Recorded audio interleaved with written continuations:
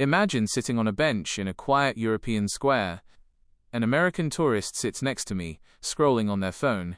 They suddenly freeze, eyes wide, staring at the old cathedral across the street.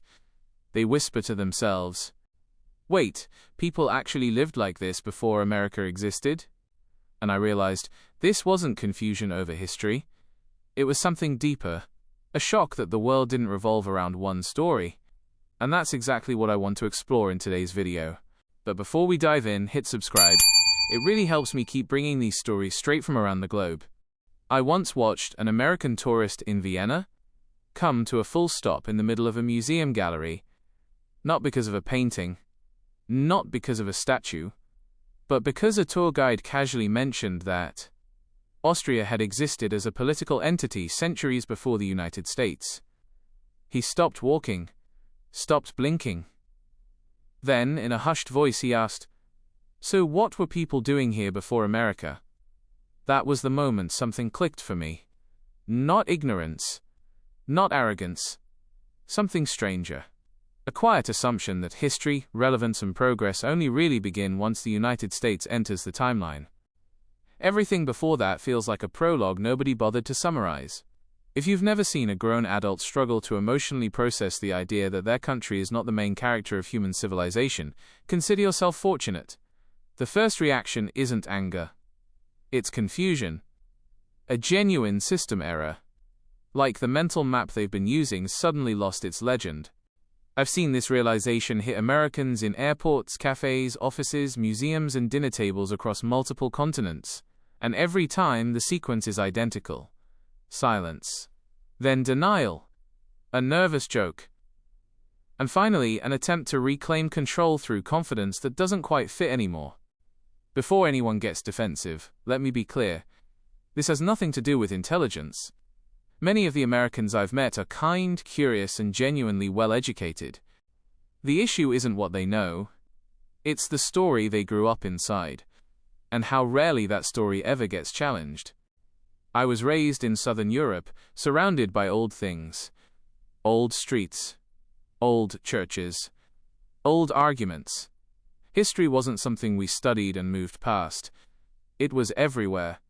You tripped over it on the way to buy groceries. No one told us it made us special. America, to us, was just a place. A far-off country with loud movies and catchy music. It never crossed our minds that Americans might assume the rest of the world spent time comparing itself to them. That assumption only became visible once I began traveling for work. I'm a language consultant.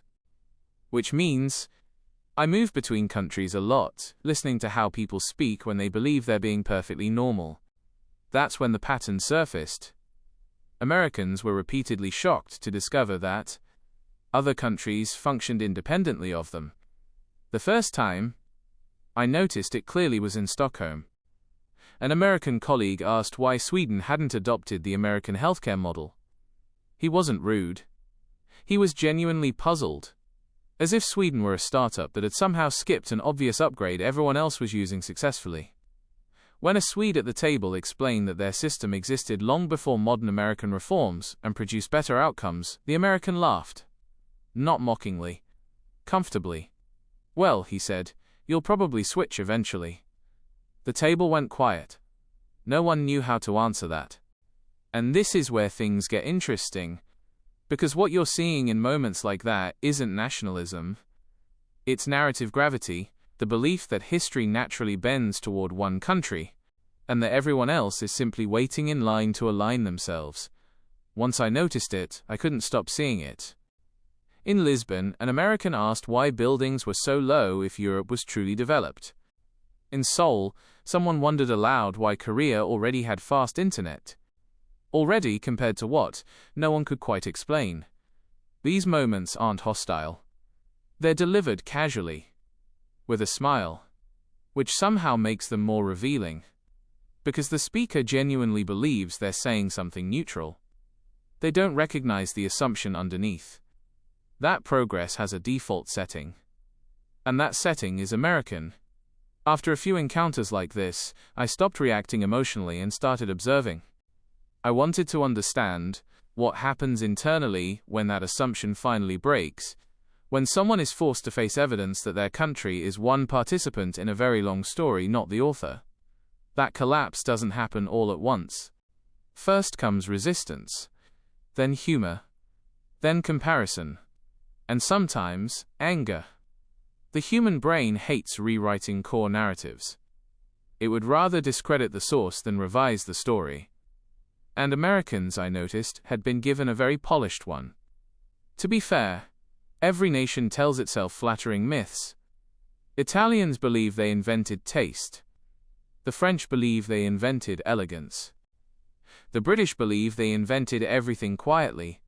But Americans are unique in one way. Their myth insists that everyone else secretly agrees with it. When that belief cracks, the reaction can be intense. I've seen adults fall silent through entire dinners. Sudden mood shifts. Frantic Googling. Not curiosity. Panic. Like someone checking whether the floor beneath them still exists. And this was only the beginning. These were the mild cases. The polite moments. The awkward pauses. What came next, in public spaces, with witnesses and alcohol involved, pushed the phenomenon into something much stranger. That's when I realized this wasn't coincidence. It was a pattern. And it was still unfolding. The most volatile moment I witnessed happened in Helsinki, during a conference coffee break. An American speaker casually asserted that smaller nations benefit from borrowing American stability. A Finnish economist responded without raising her voice. We rank higher than you in education, safety, and institutional trust. The silence that followed felt deliberate. The American laughed first, then stopped, then asked where she got that information. When she mentioned international indices and long-term studies, he reached for his phone. This wasn't curiosity. It was emergency verification. The digital equivalent of checking whether the floor beneath you still exists. As he scrolled, his posture shifted. Shoulders tightened. Jaw locked. He muttered that rankings were subjective. Someone pointed out that multiple independent sources showed the same results. He nodded, then dismissed all of them at once. They're probably biased, he said quietly. Not angrily. Almost like someone explaining a betrayal to himself. That same reaction surfaced later in Toronto. An American freelancer argued that public libraries discouraged ambition. A librarian replied that they promoted literacy, equal access, and lifelong learning. He answered, sure, but nothing free is ever really good. The sentence landed heavily, then echoed in the silence. Here's the analytical core of the pattern. When outcomes threaten identity, evidence stops functioning as information. It becomes danger. And the brain, quite reasonably, chooses self-protection over accuracy. It is easier to doubt the world than dismantle a story you've built your life around.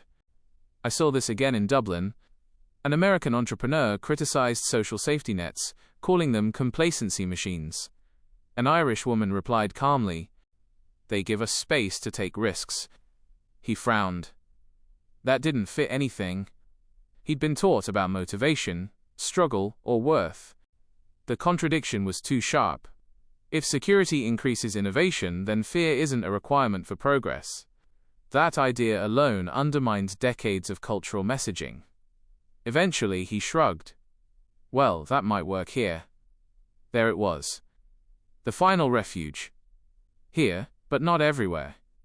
This phrase appears constantly. Works here. For you. In Europe. In small countries. It acts like a protective barrier. Exceptions are allowed. As long as the rule stays untouched. The system remains intact. The story survives. Reality is boxed off instead of absorbed. The most uncomfortable moment for me happened in Amsterdam. An American designer insisted that Americans valued freedom more than anyone else. A Dutch colleague responded by listing paid leave, healthcare access, housing protections, and transport safety. No insults. No emotion. Just facts, delivered gently. The American stared, then asked, "But don't you feel restricted?" The Dutchman smiled. Restricted from what? There was no answer. Because the question assumes a problem without identifying one. It relies on feeling, not experience. Watching that exchange, something finally became clear to me. Many Americans don't measure freedom through lived outcomes.